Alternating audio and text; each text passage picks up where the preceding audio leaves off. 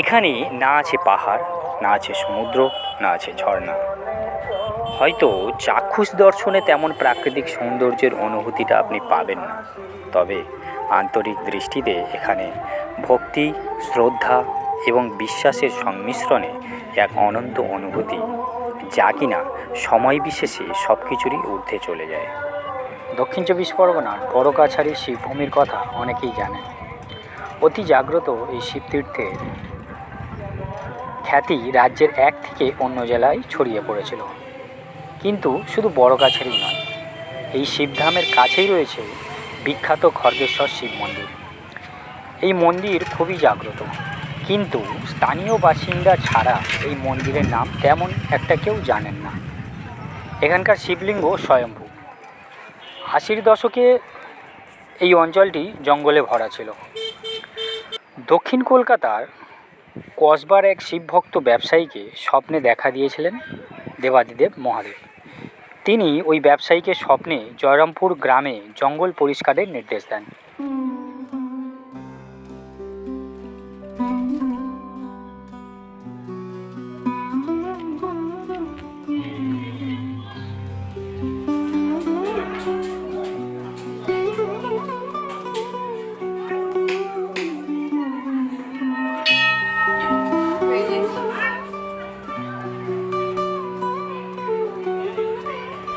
দেবাদিদেব মহাদেব বলেছিলেন, জঙ্গল পরিষ্কারের পর যে স্থানে খড়গ পাওয়া যাবে সেইখানেই মাটির নিচে মিলবে শিবলিঙ্গ।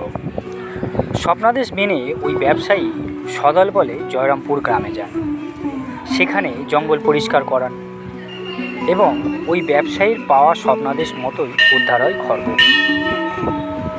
সেই স্থানের মাটি খোঁড়ার পর উদ্ধার হয় শিবলিঙ্গ। এরপর স্বপ্নাদেশ পাওয়া ব্যবসায়ী ওই স্থানে শিব মন্দির বানিয়ে দিয়ে সেখানে মহাদেবের প্রতিষ্ঠা করেন। পাশাপাশি নিত্য পুজোর জন্য মন্দিরের পাশে পুকুর খনন করে দেন। খড়গের নিচে মাটি থেকে শিবলিঙ্গ উদ্ধার হওয়ায় এখানে মহাদেবের নাম খড়গেশ্বর।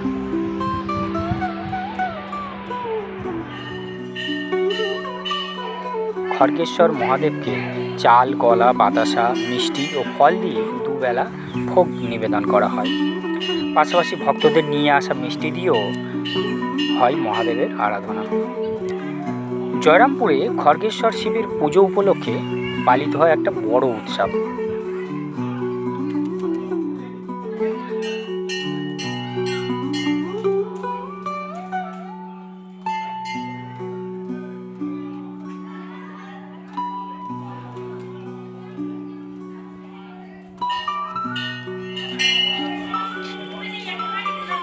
চৈত্র মাসের শেষের দিকে এখানে মহা উৎসবটি পালিত হয়।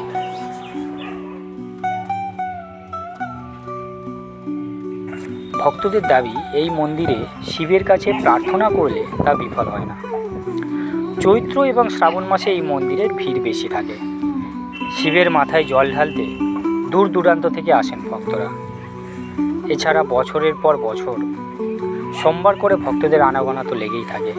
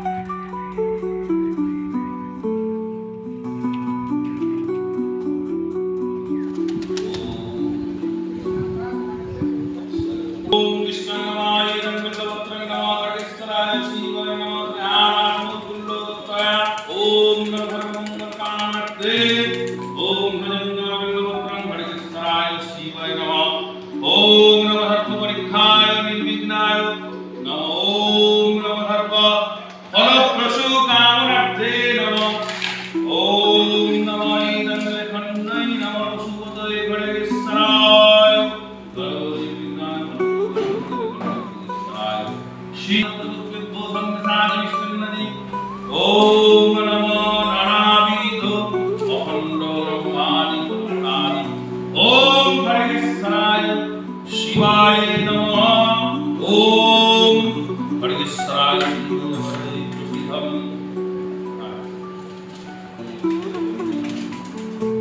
এখানে দুটি পুকুর রয়েছে, দুটি পুকুরই কিন্তু প্রতিষ্ঠিত করা।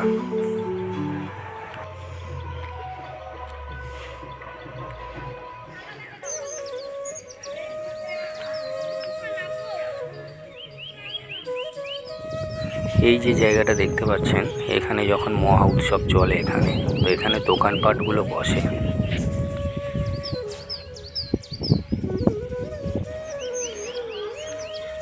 মনস্কামনা পূরণ হওয়ায় বহু ভক্তই এখানে আলাদাভাবে পুজোও দেন।